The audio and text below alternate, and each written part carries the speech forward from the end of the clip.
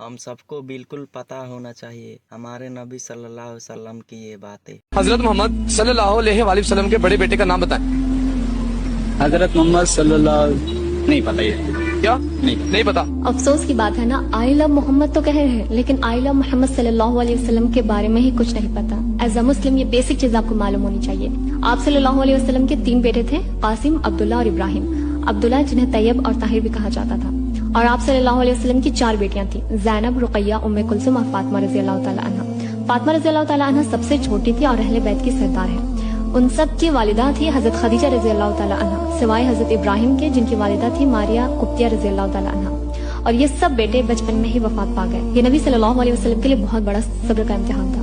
नबी सल्लल्लाहु अलैहि वसल्लम के वालिद का नाम अब्दुल्ला बिन अब्दुल मुत्तलिब, वालिदा का नाम आमना बिन्त वहब, दादा का नाम अब्दुल मुत्तलिब, चचा जिन्होंने परवरिश की अबू तालिब।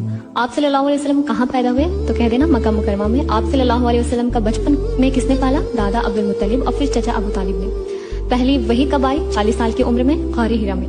पहली वही के बाद सबसे पहले ईमान किसने लाया? हजरत खदीजा रज़ियल्लाहु तआला अन्हा।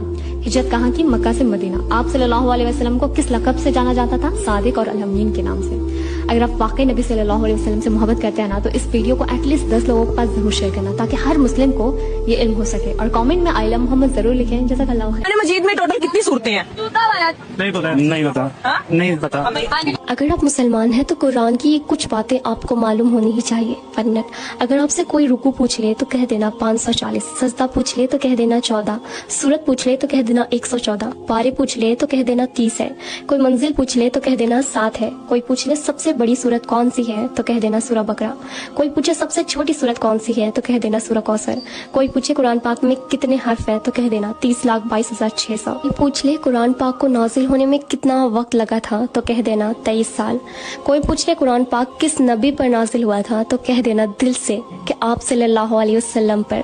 सुभान अल्लाह। अगर दिल इजाजत देना तो दूसरों के पास जरूर शेयर करें ताकि उसको भी इस चीज का इल्म हो और सवाब आपको भी, क्योंकि अच्छी बातें शेयर करना भी सदका है जारिया है। कुरान का सबसे पहला वर्ड जो नाजिल हुआ वो कौन सा था?